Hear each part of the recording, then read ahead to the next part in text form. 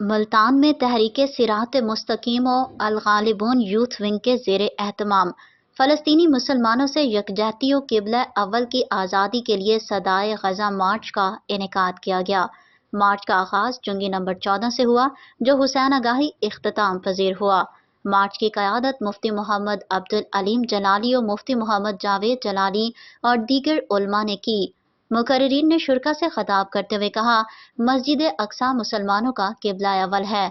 اہل پاکستان غزہ کے مسلمانوں کے ساتھ کھڑے ہیں۔ اہل غزہ کی امیدیں پاکستانی افواج سے وابستہ ہیں۔ شرکا مارچ کی جانب سے حکومت وقت سے مطالبہ کیا گیا کہ غزہ کے مظلوم مسلمانوں کی امداد کے لیے پاک فوج کے دستے روانہ کیے جائیں۔